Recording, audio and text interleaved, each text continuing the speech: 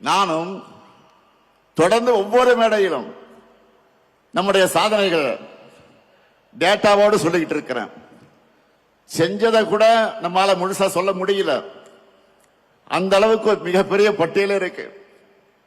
நம்ம திட்டங்களால பயனடைந்திருக்கிற எண்ணிக்கை மட்டும் சொல்ல கொஞ்சம் கேளுங்க.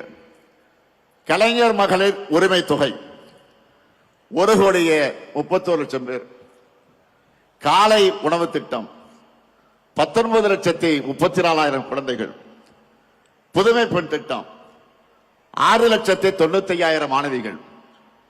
தமிழ் புதல்வர் திட்டம் 5,40,000 மாணவர்கள்.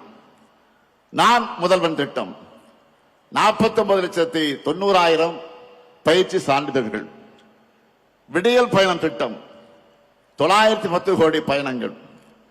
மக்களை தேடி மருத்துவம் 2,56,00,000 பேர். இன்னும் காப்ப நம்மை காக்க 48 திட்டம் 4 லட்சத்துக்கு அதிகமான உயிர்கள். பல்வேறு ஓய்வூதிய திட்டங்கள் மூலமா 30,50,000 பேர். பட்டா பெற்றவங்க 23,56,000 பேர். உங்களால டோட்டல் போட முடிஞ்சுதா இல்லையா? இன்னும் ஏராளமா இருக்கு, பெரிய லிஸ்டே இருக்கு.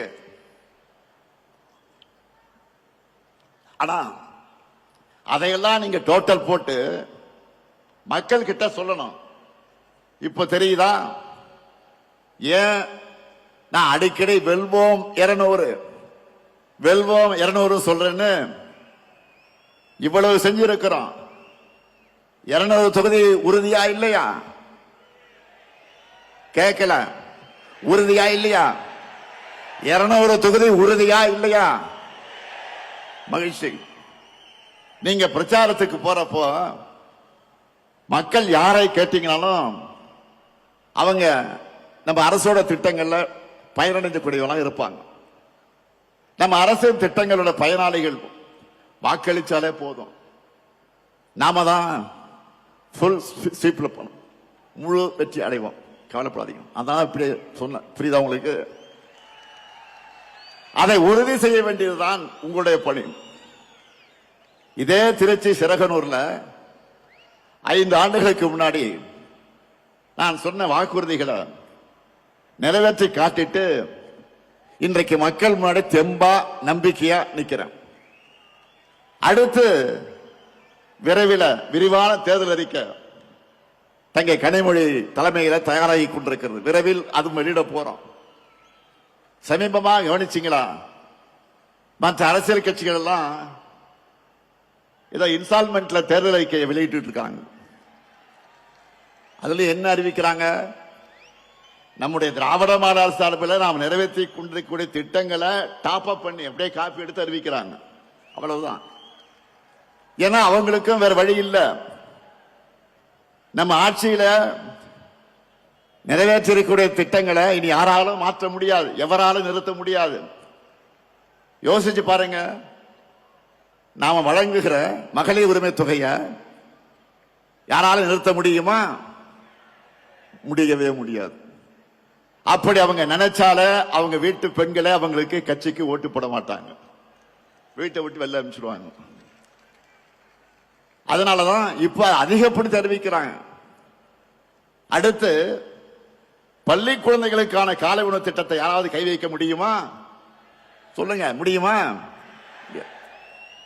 அந்த குழந்தைகளை பட்டினி போட்டா தமிழ்நாட்டு மக்கள் அவங்க சும்மா விட மாட்டாங்க. அதே மாதிரி பெண்களுக்கான விடியல் பயண திட்டத்தை அவங்களால மாற்ற முடியுமா? முடியாது. இன்னும் இருக்கு.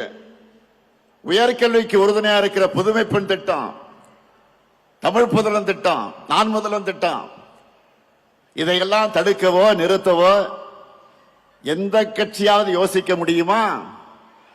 முடியாது. அது மட்டுமல்ல, முதியவர்களுக்கு வீடு தேடி ரேஷன் தரக்கூடிய தாயுமானவர் திட்டம், வீடு தேடி மருத்துவம் தரக்கூடிய மக்களை தேடி மருத்துவம் திட்டம், இதையெல்லாம் தொடர மாட்டோம் எந்த கட்சியாவது வாய் திறக்க முடியுமா? முடியுமா? சொல்லுங்க.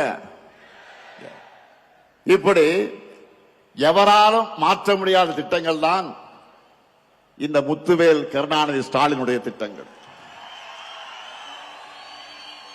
அவங்களுக்கு தேர்தல் அறிக்கைக்கு கண்டென்ட் கொடுக்கிறத இந்த ஸ்டாலினுடைய திட்டங்கள் தான்.